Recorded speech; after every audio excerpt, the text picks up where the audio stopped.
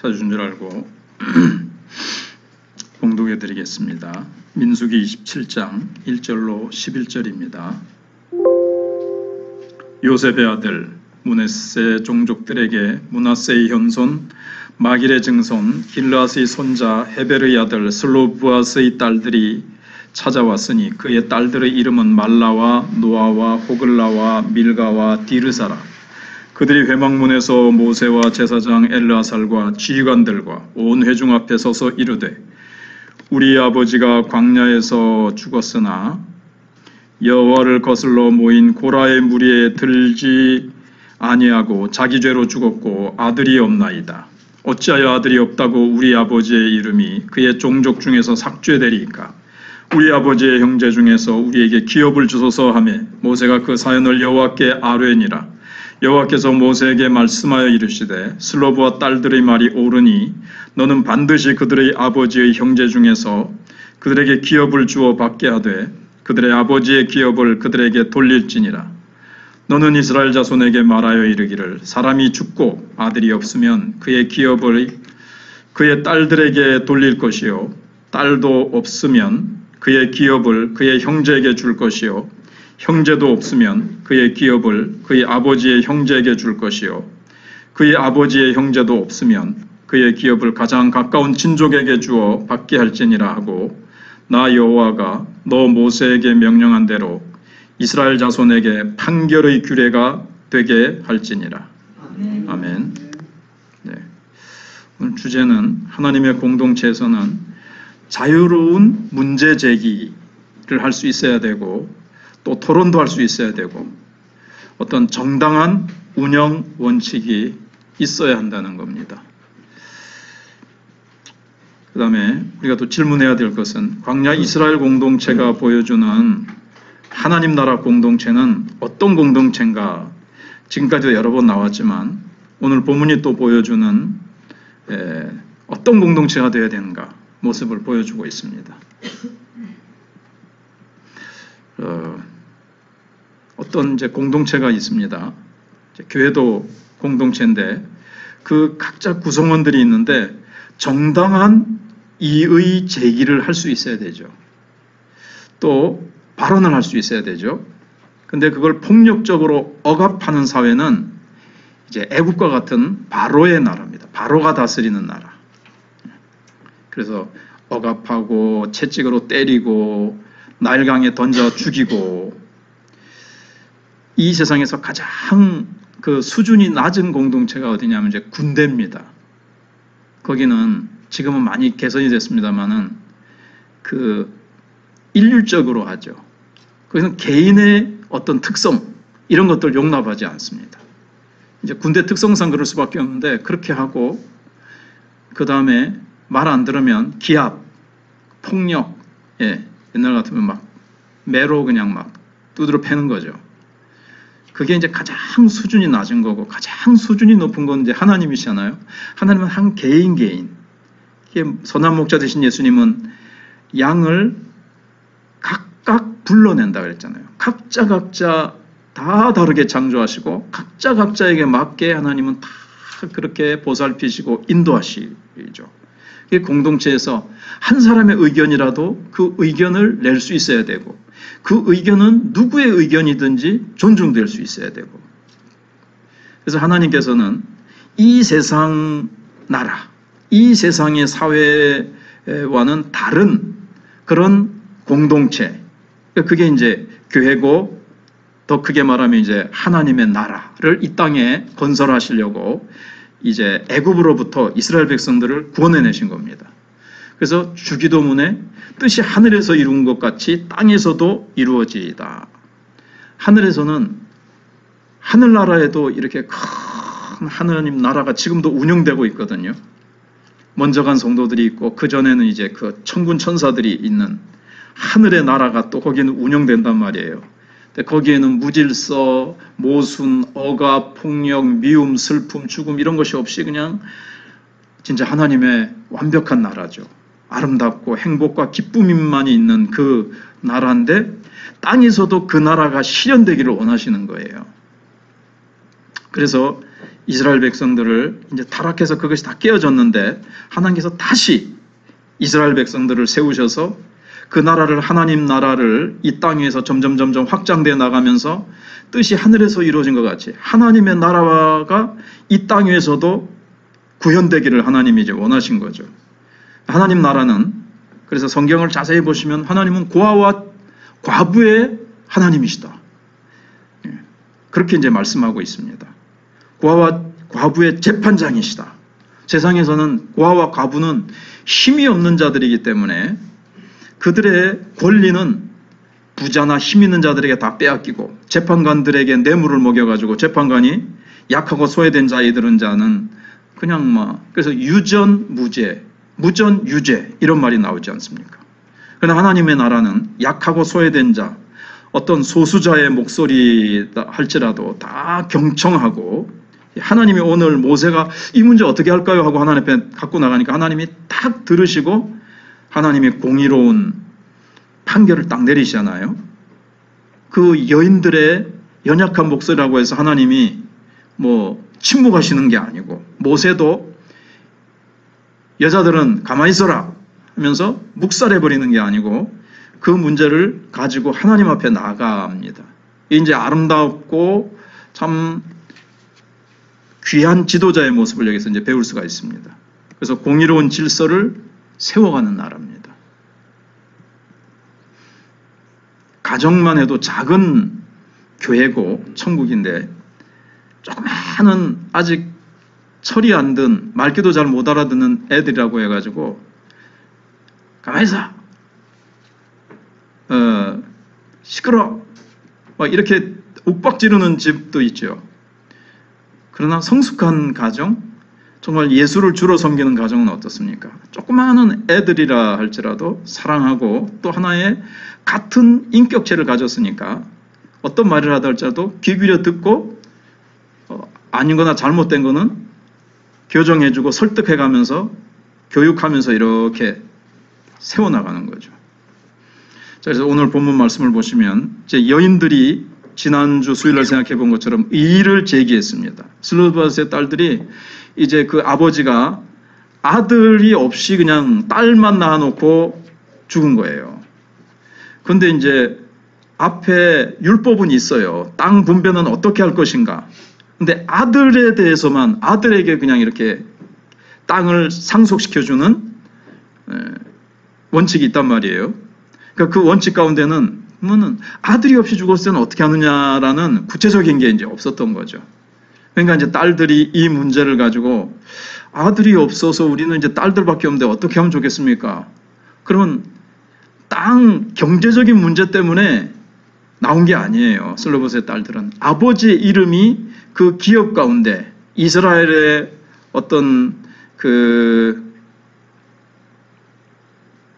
이름이 쭉 이렇게 되잖아요. 그럼 이제 그 지금으로 하면은 그 뭡니까?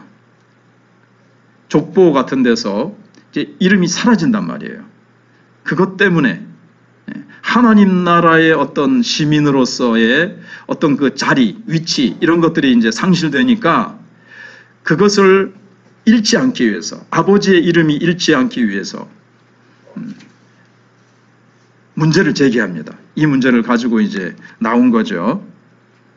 그래서 1절 그 다음에 그 이제 딸들의 이름까지 나옵니다.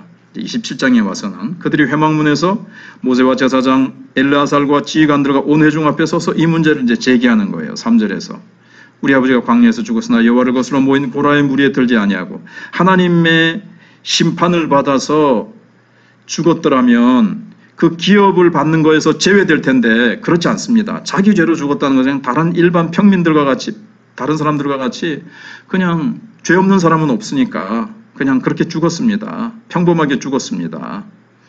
근데 아들이 없습니다. 어떻게 하면 좋겠습니까? 하고 이제 4절에 우리 아버지의 이름이 그의 종족 중에서 삭제된다는 것 때문에 이제 그거를 회복하고 찾기 위해서 이제 나온 거예요. 그러니까는 딸들이 아주 문제의식을 잘 깨달은 거죠. 조금 전에 말씀드린 것처럼 경제적으로 우리는 우리에게 주어질 몫을 잃어버리네, 아깝다, 억울하다가 아니라 이건 이제 신학적인 문제고 신앙적인 문제예요. 영적인 문제예요. 하나님 나라의 백성으로서 하나님 나라의 기업을 받을 건데 그걸 못 받게 되니까 이제 이 문제를 가지고 하나님 앞에, 모세 앞에 나온 거지만 하나님 앞에 좀 이제 영적 지도자들에게 이제 물으러 나온 거죠. 공평하게 하나님 나라에 다 이렇게 참여해야 되는데 우리 아버지가 빠지게 됐습니다. 지금 어떤 하나님 나라의 어떤 주어진 그 가치, 그런 것들을 받아야 될 권리가 있는데 그걸 못 받게 됐습니다. 어떻게 하면 좋겠습니까? 이렇게 얘기한 겁니다. 그래서 벌써 성경에 수천 년 전인데, 기원전 지금부터 수천 년 전인데도 옛날 같으면 여자들은 동양이나 서양이나 다 그냥 발언권이 없어요. 힘이 없어요. 여자는 수에 치지 않았잖아요. 성경 예수님 시대만 하더라도 남자만 5천 명이더라. 그러니까 여자는 인간 취급을 안 하더라 이 말이에요. 인간 축에도 안 끼워졌어요. 그래서 기독교가 막 전파되면서 여자들도 투표권이 주어진 게 그리 오래되지가 않잖아요. 여자는 사람 축에 끼지가 않았었는데 성경은 벌써 남자와 여자를 하나님이 동등하게 만드시고 똑같은 인격과 권리를 가지고 있다는 것을 벌써 말씀하고 있어요. 그래서 누구든지 발언할 수 있다는 것을 성경이 우리에게 가르쳐 주는 거죠. 이게 하나님 나라에서는 남자나 여자나 뭐 유대인이나 헬라인이나 뭐 자유인이나 종이나 뭐 스구디아인이나 누구나 차별이 없느니라 그랬거든요. 근데 그 사람이 남자나 여자나 이런 세상적인 것, 육체적인 외적인 것은 전혀 하나님은 보지 아니하시고 하나님 나라에 누구든지, 근데 저를 비롯해서 우리도 모르게 어릴 때부터 이 한국이라는 세상 속에서 우리도 살다 보니까 남존여비에 내려오는 그게 우리 속에 나도 모르게 이렇게 물들어 있단 말이에요. 그런데 우리가 복음화 그러지만 안 믿는 사람들을 예수 믿게 하는 것만 복음화가 아니고 나도 복음화가 되어 가야 됩니다. 내 가치관 속에, 내 속에 세상 문화와 세상 바람, 그 이제 바람이라고도 얘기하거든요. 뭐 친정집에 가가지고 된장 얻어오지 말라라든가, 뭐 하면 못 산다, 뭐 그런 거 있죠. 뭐 친정집에 가가지고 뭐 얻어오면 못 산다더니 뭐 별의별 그런 게 있어요. 그게 세상의 바람소리라 그러거든요. 그런 것들을 이제 다 씻어내야 돼요. 복음으로, 말씀으로, 하나님 나라 가치관으로 세상 가치관을 다 물리쳐야 되는데 아직도 뭐 한다더라. 뭐 세상 속담 중에서도 괜찮은 것도 있지만 하나님이 주신 일반 진리의 말씀이 있지만, 내용이 있지만 그런 것들 말고 이게 다 성경적이 아닌 것들은 이제 벗어버려야 되는데, 그 중에 하나가 우리도 모르게 여자들의 말, 저도 그래 종종 사석에서 얘기하잖아요. 우리 남편 되시는 남자들이 아내 되는 여자분들의 이게 무슨 말을 하거나 어떤 의견을 얘기하나 할 때 보면은 상당히 무시하는, 남자가 여자보다 좀 높다는 의식이 깔려 있어요. 자기는 모르고 얘기하는데.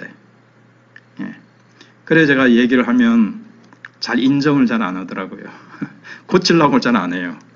아무튼 그런 것들은 하나님 나라의 그 가치관으로 우리가 점점 복음화되어야 됩니다. 그러니까 우리 속에 천국이 겨자씨로 처음에 떨어지잖아요, 말씀이. 그래서 이게 점점 자라야 된단 말이죠. 쫙 자라고 점점 내 속에서 천국이 점점 확대돼 가는 거예요. 주님 나라 갈 때까지, 주님이 오실 때까지 우리는 계속해서 자라고 점점 확장돼 가야 되는 거죠. 내 속에서. 그것이 우리 가정에서 하나님의 나라가 점점 확장돼서 세상 다른 가정과 세상 사람들의 가치관과 이념과 라이프 스타일하고 전부 우리가 이제 점점 달라져야 되잖아요. 근데 어느 부분은 아직도 같단 말이죠. 여자를 대하는 거라든가 많이 다르죠. 세상 사람보다는 훨씬 다른데 그래도 좀 남아있더라는 거죠. 그런데 우리는 언제까지 이 땅에서 완벽하게 100%는 안 되지만 그걸 향해서 계속 물질관, 또 정치관부터 시작해서 다 이렇게 돼야 되는데, 그 중에 하나가 오늘 여자라고 해서 무시되지 않고 묵살하지 않고 누구의 발언이든 누구든 발언할 수 있어야 되고, 그 발언은 똑같이 다 존중돼야 된다. 예를 들면 교회 같으면 헌금 많이 내고 영향력이 큰 사람의 발언은 상당히 존중해주고 귀 기울여 듣고 주고, 진짜 가난하고 힘없고 어린아이라든가 나이 많아서 영향력을 끼치지 못하는 사람이라고 해서 그 사람의 발언은 우리도 모르게 좀 무시한다든가 좀 가볍게 여긴다면 오늘 말씀과 우리는 다르게 간다는 것입니다. 일단 그 다음에 이제 두 번째는 하나님의 응답인데, 하나님께서는 이 여인들의 말이 옳다, 슬라브아에서의 딸들의 말이 옳다, 딸들에게도 기업을 주라고 명령을 하십니다. 그러니까 이제 아들들에게 기업을 주라고 하신 법에 조금 보완을 하는 거예요, 지금. 그러니까 이제 가나안 땅에 들어가기 전에 하나님이 처음 주신 말씀이 이제 아주 상세한 경우가는 이제 구체적으로 아주 상세하진 않으니까 이런 경우가 이제 생기잖아요, 문제가.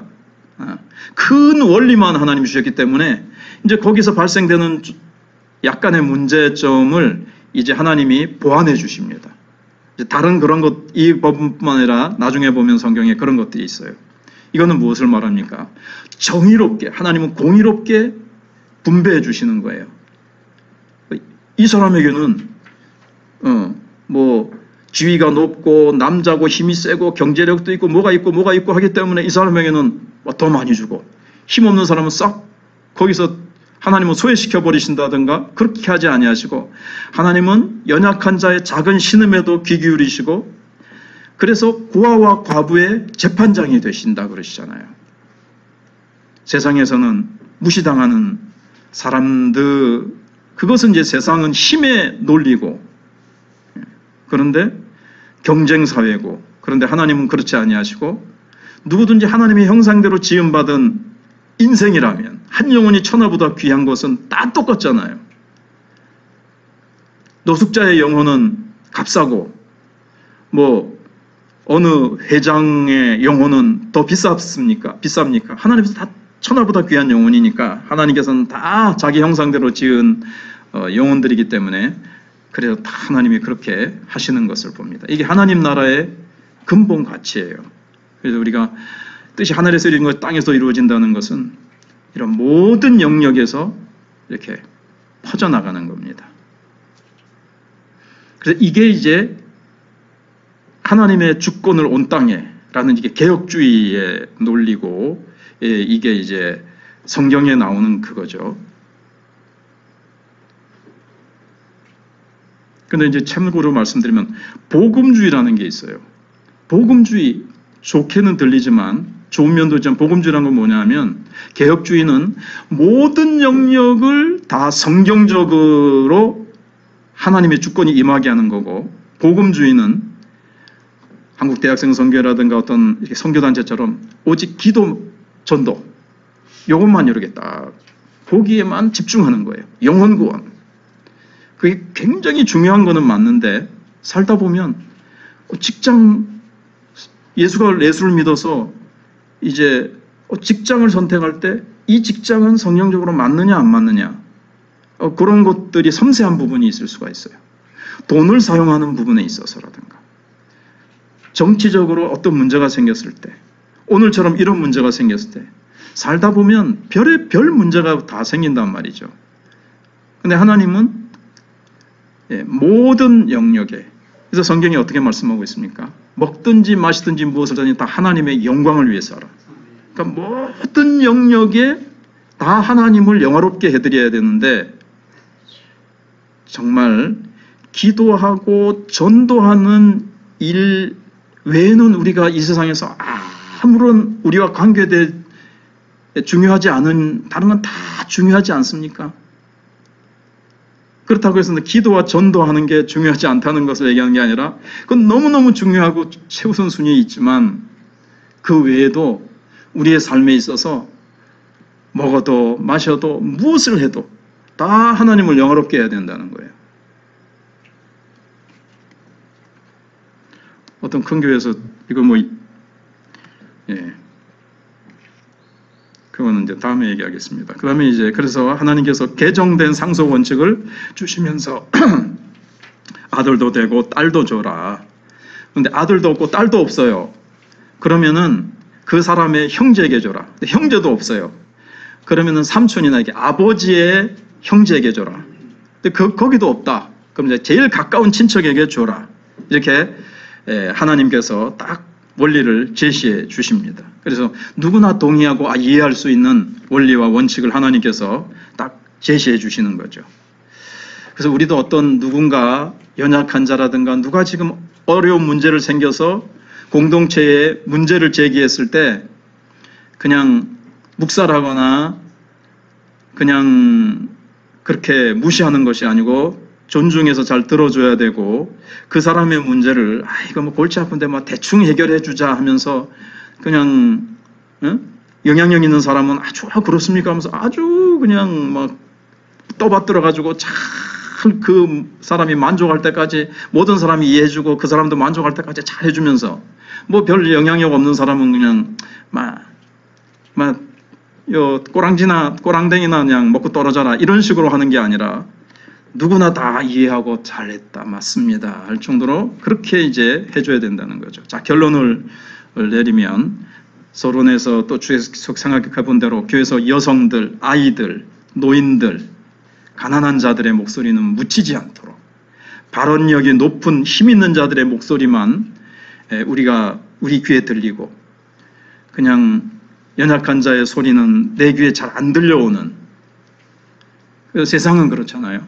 그래서 대통령이 어떤 방향으로든지 다 귀 기울여 들을 수 있어야 되고 주변의 사람들도 그렇게 모든 사람의 의견과 사회와 국가의 문제를 다 경청해서 듣고 대통령에게 잘 소통을 시켜줘야 되는데 대부분 소통이 안 되는 대통령이라 하잖아요. 왜 주변에 있는 사람들이 좋은 얘기만 해주고 문제는 잘 얘기해주지 않고. 그런데 서론에 말씀드린 대로 교회는 그렇지 않고 하나님의 나라는 그렇지 않아야 된다 그랬습니다. 왜냐하면 하나님은 고아와 과부의 목소리도 연약한 자의 목소리도 다 귀 기울여 들으시는 하나님이시고 그걸 땅에 떨어뜨리지 아니하시고 그것을 응답해 주시는 하나님이시기 때문에 그렇습니다. 그래서 교회는 누구든지 목소리를 낼 수 있어야 되고 그 목소리를 존중하고 이해해주고 설득해주고 잘 채워주는 우리가 돼야 되겠습니다. 우리 찬송가 210장 우리 찬송하고 우리 기도하도록 하겠습니다. 제가 지금 찬송한 중에 생각이 나서 이 까다로운 문제였는데